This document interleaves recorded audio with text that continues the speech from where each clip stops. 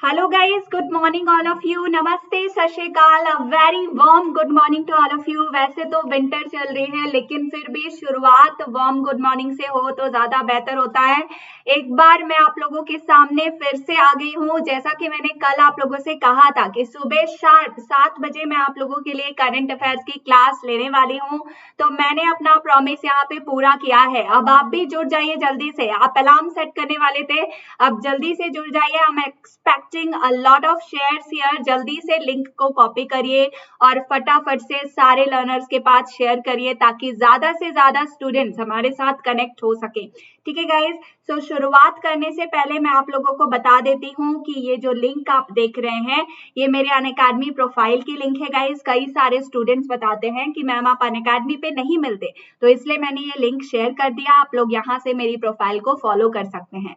Follow करने से क्या होगा, जितनी भी क्लासेस मैं आप लोगों के लिए लगाती हूँ, उन सभी क्लासेस के सारे नोटिफिकेशंस आप लोगों को मिल जाएंगे। इसके अलावा गाइज, आप लोगों को जो भी अपडेट्स है, मेरी जो भी क्लासेस आने वाली होंगी, जो मेरे प्लस कोर्सेज होंगे, उन सभी के बारे में आपको इंफॉर्मेशन मिल जाएगा। ठीक है गाइज, सो इसलिए इस प्रोफाइल को आप फॉलो कर लीजिएगा। ठीक है, नाउ शुरू करने से पहले कई सारी इंपॉर्टेंट चीजें हैं जो आप लोगों के साथ मैं शेयर करना चाहती हूँ। सबसे पहली चीज तो ये है कि अगर आप यूपीएससी की तैयारी कर रहे हैं, कोई भी स्टेट पब्लिक सर्विस कमीशन की एग्जाम की तैयारी कर रहे हैं, bank exams, railway, SSC, IIT JEE है ना, एनटीए, यूजीसी नेट, सीए वगैरह, किसी भी गवर्नमेंट एग्जाम की अगर आप तैयारी कर रहे हैं, तो आप हमारे साथ प्लस पे जुड़ सकते हैं गाइस। इस पैंडेमिक सिचुएशन में अगर आप चाहते हैं कि आपका प्रिपरेशन हैम्पर ना हो और वो कंटिन्यू चलता रहे, तो अनअकैडमी के साथ आपको लाइव इंटरैक्टिव क्लासेस मिल जाती हैं। स्ट्रक्चर्ड कोर्सेज आपको हिंदी इंग्लिश दोनों में मिलता है। लाइव टेस्ट और क्विजेस आप लोगों के लिए कंडक्ट की जाती हैं, ताकि आप अपने परफॉर्मेंस को इवेलुएट कर सके। आप ये समझ सके कि जो चीजें आप पढ़ रहे हैं वो आपके एग्जाम पॉइंट ऑफ व्यू से कितना इंपॉर्टेंट है, कितना रेलिवेंट है, कौन से आपके वीक एरियाज है, कौन से स्ट्रॉन्ग एरियाज है। इसके अलावा गाइज, आप लोगों को यहाँ पे अनलिमिटेड एक्सेस भी मिलता है। एक बार अगर आप सब्सक्रिप्शन ले लेते हो, तो कोई भी क्लास किसी भी टाइम पे लगाई गई हो, उन सभी क्लासेस के लिए आप लोगों को पूरा फुल एक्सेस मिल जाता है। किसी भी टाइम पे आप लोग वो क्लासेस देख सकते हो रिकॉर्डेड मोड में। सिर्फ इतना ही नहीं, आप लोगों के लिए यहाँ पे 14,000 से भी ज्यादा इंडिया के बेस्ट लेवल एजुकेटर्स होते हैं, जो अपना टाइम देते हैं, अपना कंटेंट आप लोगों के लिए देते हैं, और उन सभी कंटेंट के पीडीएफ आप लोग वहां से डाउनलोड कर सकते हो। ठीक है गाइस, तो जुड़ जाइएगा। अगर किसी भी कोर्स के लिए आप सब्सक्रिप्शन लेना चाहते हैं, तो आप यूज कर सकते हैं मेरा रेफरल कोड प्रिया11। ठीक है गाइस, किसी भी पर्टिकुलर एग्जाम के लिए जैसे ही आप ये रेफरल कोड डालेंगे, आपको 10% इंस्टेंटली डिस्काउंट मिल जाएगा। देखो, जो भी आप इसमें इन्वेस्ट करते हो, वो आपकी फ्यूचर एक इन्वेस्टमेंट होती है। बिकॉज एक बार आपके पास सारा कंटेंट मिल जाता है, सारे अच्छे पीडीएफ मिल जाते हैं, तो उसके बाद आप घर पे बैठ के आसानी से प्रॉपरली तैयारी कर सकते हो। वो भी इतने सारे मेंटर्स, इतने सारे गाइडेंस के साथ आपको हर चीज प्रॉपरली बताई जाती है। तो एक प्रॉपर गाइडेंस के बिना एग्जाम क्वालिफाई करना इज अ बिग डील। ठीक है, सो वो सारी चीजें आपको यहाँ पे प्रोवाइड किया जाता है अनअकैडमी के थ्रू, सारे बेस्ट एजुकेटर्स के थ्रू। तो आप लोग जुड़ सकते हैं इस रेफरल कोड को यूज करके। इसके साथ साथ गाइज, आप लोगों के लिए जल्दी ही यूपीएससी के लिए मैं प्लस कोर्सेज लाने वाली हूँ, तो इसलिए इससे पहले आप लोग ज्वाइन कर लीजिएगा। यूजीसी नेट के कोर्सेज भी मेरे आ चुके हैं, उसमें भी आप ज्वाइन कर सकते हैं। अनअकैडमी लर्निंग ऐप को आप इंस्टॉल कर सकते हैं। अगर इससे ज्यादा जुड़ी हुई जानकारी आपको चाहिए, तो आप इस ऐप को इंस्टॉल कर सकते हैं। इसके अलावा गाइज, प्लस के साथ साथ आइकॉनिक कोर्सेज भी आपके लिए अवेलेबल हैं। आइकॉनिक कोर्सेज के बारे में unacademy.com से आप इंफॉर्मेशन ले सकते हैं। यहाँ पे सारे मंथ्स मैंने लिख दिए हैं, सारे ऑप्शंस आपके पास अवेलेबल होते हैं। लेकिन सबसे बेहतर होगा अगर आप यूपीएससी पॉइंट ऑफ व्यू से 24 मंथ्स का टारगेट लेके चलो तो। ठीक है, बिकॉज आप सबको पता है यूपीएससी का वास्ट सिलेबस है, और जितना ज्यादा आप अच्छी तरह से चीजों को, कंसेप्ट को क्लियर करोगे, उतना ही अच्छी आपकी प्रिपरेशन और एक्यूरेसी लेवल उतनी ही बढ़िया आपकी होती जाएगी। ठीक है गाइस, सो ये जो लिंक आपको दिख रहा है, ये जो है, इस रेफरल कोड को यहाँ पे लगाना होता है। ये गिफ्ट आइकन टाइप का बॉक्स, यहाँ पे आपको लिखना होता है प्रिया11, है ना, और 10% का आपको इंस्टेंटली डिस्काउंट जो है मिल जाएगा। ठीक है गाइस, सो आई होप आपको ये सारी चीजें समझ में आ गई, क्लियर हो गई। तो आप लोग कोर्सेज को ले लेना। शुरुआत करने से पहले मैं आप लोगों को बता दूं, बिल्कुल फ्री ऑफ कॉस्ट मैं आप लोगों के लिए कमिंग मंडे से शुरू करने वाली हूँ स्पेशल सेशन। कहाँ पे? स्पेशल सेशन जो है वो अनअकैडमी पे आप लोगों के लिए मंडे से शुरू करने वाली हूँ शाम को 6 बजे। बिल्कुल फ्री ऑफ कॉस्ट ये सेशन है जिसमें हम एनवायरमेंट एंड इकोलॉजी के पूरे टॉपिक वाइज जो है सारे के सारे टॉपिक्स और उसके साथ साथ उसके एमसीक्यूज डिस्कस करने वाले हैं, जिसमें शॉर्ट एंड कंसाइज फॉर्म में सारे टॉपिक्स को मैं कवर करूंगी, साथ साथ एमसीक्यूज को भी कवर करूंगी। ठीक है गाइज, ये आपका 2021 टारगेट के लिए होगा। आप सबको पता है कि प्रीलिम्स में 20 से 25 क्वेश्चंस जो है वो एनवायरमेंट इकोलॉजी से आ जाते हैं, और अगर आप ये प्रॉपरली पूरा कोर्स अटेंड कर लेते हो शाम को 6 बजे तो आप लोगों को ये 20 क्वेश्चन जो है वो आपके फिक्स हो जाएंगे। ठीक है, तो आराम से उसके बाद आपका जो बचता है वो भी हम धीरे धीरे करके एक एक करके वहां पे प्रीलिम्स के पॉइंट ऑफ व्यू से एंड अप करने वाले हैं। इसके बाद मैं आपको बता दूं, डेली बेसिस पे यहाँ पे सुबह 7 बजे मंडे टू फ्राइडे मेरा जो है करंट अफेयर्स का क्लास आने वाला है आप लोगों के लिए, सुबह 7 बजे करंट अफेयर्स। ठीक है, इसके अलावा दोपहर को 1 बजे मैं आप लोगों के लिए जीएस पेपर 3 यानी कि इकोनॉमिक्स शुरू करने वाली हूं, और उसके साथ साथ आप लोगों को सारी चीजें जीएस पेपर 3 के अंदर इंक्लूड जो है वो सारी चीजें कंप्लीट करवाऊंगी। ठीक है, आज जिस टॉपिक के बारे में हम करंट में बात करने वाले हैं वो है interplay between the subsidies and the agri pollution. ठीक है, तो इसके बारे में डिस्कस करते हैं, शुरुआत करते हैं। इससे पहले शुरू करें, एक बार मुझे फटाफट से कमेंट करके बताइए ठंड कैसी है, और इसके साथ साथ फटाफट से एक बार शेयर करिए ज्यादा से ज्यादा लर्नर्स के साथ सारे ग्रुप्स में, ताकि और भी लर्नर्स जुड़ सके हमारे साथ, है ना। जो मॉर्निंग का एक जो हवा होता है, जो ऑरा होता है, उसकी बात ही अलग होती है ना। बिल्कुल मजा आ जाता है, पूरा दिन स्ट्रक्चर्ड होता है अगर आप मॉर्निंग को उठ के और शुरुआत इस तरह से इतनी बढ़िया तरीके से पढ़ाई के साथ करते हैं तो, है ना। तो गाइस शुरुआत करते हैं। सबसे पहले डिस्कस करते हैं कि एग्रीकल्चर का एयर पॉल्यूशन में क्या कंट्रीब्यूशन होता है। ठीक है, सो सबसे पहला point, agriculture's contribution to the air pollution runs deeper than what happens between the crop seasons। ठीक है, क्रॉप सीजन के बीच जो होता है उससे कई ज्यादा डीप जो एग्रीकल्चर का कंट्रीब्यूशन है एयर पॉल्यूशन में वो होता है, लेकिन हम उसको एक्सपेक्ट नहीं कर पाते, हम उसको एनालाइज नहीं कर पाते।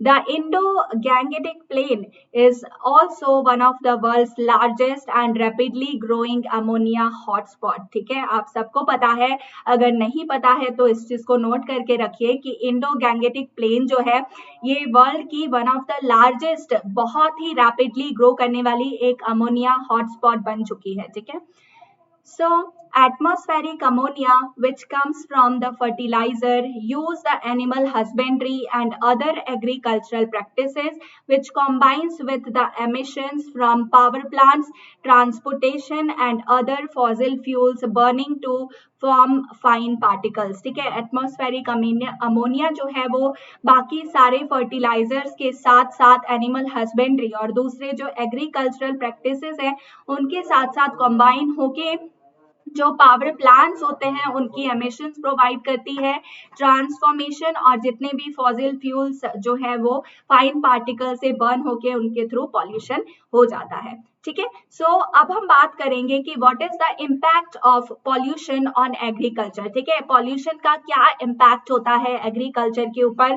सबसे पहली चीज, it is important to note that agriculture is a victim of pollution as well as its perpetrator. ठीक है, सो एग्रीकल्चर जो है ये पॉल्यूशन का एक विक्टिम भी है और साथ ही साथ ये पॉल्यूशन का अपराधी भी है। इसकी वजह से पॉल्यूशन होता है और साथ ही साथ पॉल्यूशन की वजह से एग्रीकल्चर को नुकसान भी पहुंचता है। ठीक है, सो इससे रिलेटेड आपसे हो सकता है ऐसे में पूछ लिया जाए या फिर इससे रिलेटेड कोई क्वेश्चन आपसे जो है आपके मेंस एग्जाम में पूछ लिया जाए, तो एक्सपेक्टेड है आपसे पूछा जा सकता है इस तरह का क्वेश्चन। नेक्स्ट पॉइंट है, the particulate matter and the ground level ozone ozone formed from the industrial, the power plant and the transportation emissions among other ingredients cause double digit losses in the crops yield. ठीक है, सो जो particulate matter होता है, ground level ozone होता है जो कि industrial, power plant, transportation emission की वजह से फॉर्म होता है या फिर कोई भी दूसरे इंग्रेडिएंट की वजह से फॉर्म होता है, उनकी वजह से भी काफी ज्यादा क्रॉप यील्ड्स को नुकसान पहुंचता है. Now ozone damages the plant cells, handicapping the photosynthesis, while particulate matter dims the sunlight and reaches the crops. ठीक है, तो ओजोन की वजह से जो प्लांट के सेल्स होते हैं वो डैमेज हो जाते हैं, जो फोटोसिंथेसिस है वो पूरी तरह से खराब हो जाती है और पर्टिकुलेट मैटर की वजह से जो सनलाइट है वो क्रॉप्स तक नहीं पहुंच पाता.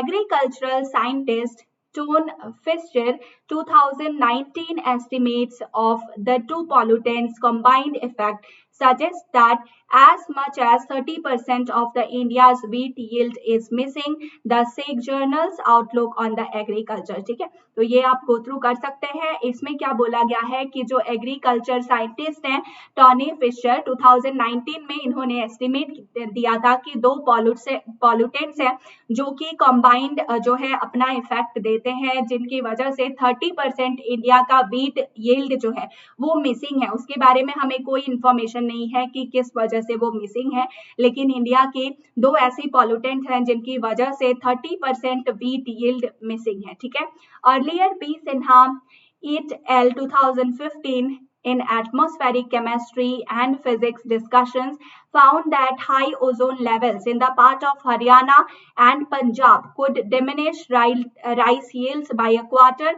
and cotton by half. ठीक है, तो पहले बी सिन्हा जो है उन्होंने एटमॉस्फेरिक केमिस्ट्री और फिजिक्स डिस्कशन में ये भी पता लगाया था कि अगर ओजोन लेवल हरियाणा और पंजाब में उनके लेवल्स काफी ज्यादा हाई हैं, उनकी वजह से राइस यील्ड्स जो होते हैं वो एक क्वार्टर में और कॉटन जो होता है वो एक क्वार्टर में काफी ज्यादा जो है वो कम हो रहे हैं. ठीक है, उनकी कमी हो रही है धीरे धीरे करके एक क्वार्टर में अगर देखा जाए. और कॉटन के बारे में अगर बात की जाए तो कॉटन जितना प्रोड्यूस होता है उसके कंपैरिजन में एकदम हाफ वो कम हो जा रहा है. ठीक है, सो इसके बारे में पता लगा था बी सिन्हा जी ने उनके एटमॉस्फेरिक केमिस्ट्री और फिजिक्स डिस्कशन में. ठीक है, so I hope you are getting. Now बात करते हैं कि सब्सिडीज का क्या इसमें रोल रहता है, सब्सिडीज किस तरह से इसमें रोल प्ले करते हैं. ठीक है, so the current system of subsidies is a big reason that they are stubble on these fields at the first place. ठीक है, फ्री पावर की अगर बात करें and consequently free water pumped from the ground is a big part of what makes the growing rice in these areas attractive. ठीक है, तो free power और उसकी वजह से फ्री वाटर की वजह से जो एरियाज हैं जहां पे राइस काफी ज्यादा लोगों के लिए काफी ज्यादा प्रोड्यूस हो रहा है, उसकी मात्रा बढ़ रही है, तो वो उसका रीजन फ्री पावर और फ्री वाटर होता है. Open ended procurement of paddy के बारे में अगर हम डिस्कस करें, so despite the bulging stocks of the grain with the Food Corporation of India aids the incentives. ठीक है, so open ended procurement of paddy के साथ क्या किया जाता है, जो आपकी बल्जिंग जो ग्रेन्स की होती है, बल्जिंग मतलब स्वेलिंग होता है. ठीक है, सो जो ग्रेन्स का बल्जिंग होता है फूड कॉर्पोरेशन ऑफ इंडिया के अकॉर्डिंग उसमें इंसेंटिव्स ऐड की जाती है ताकि उसमें ग्रोथ हो सके और धीरे धीरे करके उनकी प्रोडक्शन इंप्रूव हो सके. Right, now subsidies account for almost 15% of the value of rice being produced in Punjab Haryana belt. ठीक है, सो सब्सिडीज जो है पंजाब हरियाणा बेल्ट में उत्पादित चावल के लिए जो आपका मूल्य होता है उसमें सब्सिडीज का हिस्सा लगभग 15% तक रहा है. ठीक है, सो चावल के मूल्य में पंजाब हरियाणा बेल्ट में जो उत्पादित होने वाला चावल का मूल्य है उसमें सब्सिडीज का हिस्सा 15% ऑलमोस्ट रहा है. ठीक है, the fertiliser particularly urea in granular form is highly subsidised. ठीक है, अगर हम फर्टिलाइजर्स की बात करें, पर्टिकुलरली अगर हम यूरिया की बात करें, जो दानेदार तरह का होता है यूरिया, वो काफी ज्यादा सब्सिडाइज होता है, जिसको फाइनेंशियली सपोर्ट गवर्नमेंट की तरफ से या स्टेट गवर्नमेंट की तरफ से मिलती है. It is one of the cheapest forms of nitrogen based fertiliser, easy to store and easy to transport, but it is also one of the first to volatilize or release ammonia into the air. ठीक है, सो ये nitrogen based fertiliser का एक cheapest form है जिसको आसानी से store किया जा सकता है, आसानी से इसको ट्रांसपोर्ट किया जा सकता है, लेकिन ये पहला वोलेटिलाइज या फिर वोलेटिलाइज मटेरियल है जो कि अमोनिया को एयर में रिलीज करता है। तो ये एक इसमें चीज है जो कि आपको ध्यान देना है, आपको फोकस रखना है। Now this loss of nitrogen then leads to a cycle of more and more fertiliser being applied to get the intended benefits for the crops. ये जो नाइट्रोजन लॉस है इसकी वजह से जो साइकिल है फर्टिलाइजर का वो कहीं ज्यादा अप्लाई हो पाता है और उससे क्रॉप को कहीं ज्यादा बेनिफिट्स मिल पाते हैं। ठीक है, सो ये इसकी एक बेनिफिट है। नाउ बात करते हैं गाइस कि क्या करना चाहिए ऐसे सिचुएशन में जब ये एग्री पॉल्यूशन मतलब एग्रीकल्चर से कई बार पॉल्यूशन भी हो रहा है और पॉल्यूशन से एग्रीकल्चर हैम्पर भी हो रहा है। तो हमें क्या करना चाहिए? We need to shift the nature of support to the farmers from the input subsidies to the investment subsidies. ठीक है, तो हमें कोशिश करनी चाहिए कि जो नेचर है या फिर जो सपोर्ट है फार्मर्स को जो गवर्नमेंट के द्वारा दिया जाता है वो इनपुट सब्सिडीज से इन्वेस्टमेंट सब्सिडीज की तरफ मूव कर सके। ठीक है, this could involve the conversion of the paddy areas in this belt to orchard with the drip irrigation, the vegetables, the corn, the cotton, pulses and oil seeds, etc. All of the above consume much less water, much less power and fertilizers and don't create stubble to the burning, right? सो इन सभी की वजह से क्या होगा? कम पानी लगेगा, कम power लगेगा, कम fertilisers लगेंगे और इसकी वजह से स्टबल बर्निंग जो है वो नहीं होगी।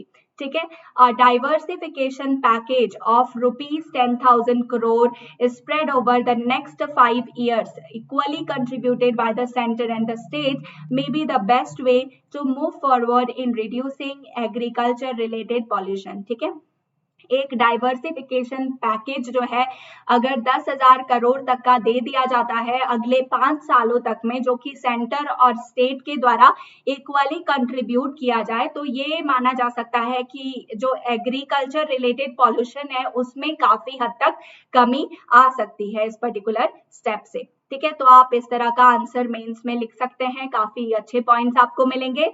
The approach to diversification has to be demand led with a holistic framework of the value chain from farm to the fork and not just focus on the production. ठीक है, जो approach होने वाला है डाइवर्सिफिकेशन का वो demand lead होना चाहिए जिसमें एक हॉलिस्टिक फ्रेमवर्क बनाना चाहिए वैल्यू चेन का, जो कि फार्मर्स के साथ साथ प्रोडक्शन पे भी फोकस किया जाए। सिर्फ प्रोडक्शन पे नहीं बल्कि फार्मर्स के और उनके काम पे भी फोकस किया जाए। On the fertilizer front, it would be better to give the farmers input subsidy in cash on per hectare basis. ठीक है, तो फर्टिलाइजर फ्रंट पे अगर देखा जाए तो ये बेहतर होगा कि फार्मर्स को इनपुट सब्सिडी कैश फॉर्मेट में दे दी जाए पर हेक्टेयर बेसिस पे and free up the prices of the fertilisers completely, और फर्टिलाइजर्स के जो प्राइस है उनको कंप्लीटली फ्री कर दिया जाए ताकि फार्मर्स और बेहतर तरीके से एग्रीकल्चर को स्ट्रांग बना सके, उन पे फोकस कर सके और उनको ग्रो कर सके। ठीक है, now what should be the conclusion, guys?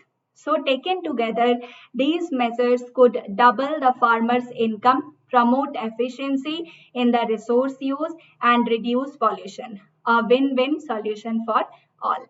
ठीक है, सो अगर एक साथ इन सभी चीजों को किया जाता है, इम्प्लीमेंट किया जाता है, तो इनकी वजह से फार्मर्स इनकम इंक्रीज हो जाएगी, इनकी वजह से एफिशिएंसी काफी ज्यादा बढ़ जाएंगी, जो रिसोर्सेज का इस्तेमाल है वो बेहतर तरीके से हो पाएगा और पॉल्यूशन भी कम हो जाएगा। तो ये एक सॉल्यूशन सभी के लिए होगा, हमारी इकोनॉमी के लिए, हमारी कंट्री के लिए, फार्मर्स के लिए, और पॉल्यूशन को भी ये रिड्यूस करेगा। तो वेलफेयर ऑफ द पीपल के लिए भी ये काफी अच्छा सॉल्यूशन हो सकता है। ठीक है, सो आई होप गाइस आज का सेशन आपको अच्छा लगा, मुझे कमेंट करके जरूर बताइएगा। अगर कोई भी टॉपिक आप चाहते हैं वो आपको समझ में नहीं आया तो मुझे कमेंट करके आप सजेस्ट कर सकते हैं, उस टॉपिक पे डेफिनेटली आपके लिए मैं वीडियो लेके आऊंगी। जाने से पहले गाइस बता दूं, इस लिंक के थ्रू आप मुझे फॉलो कर सकते हैं, आप लोगों को सारी क्लासेस की अपडेट्स इस लिंक पे फॉलो करने से ही मिलेंगी। ठीक है,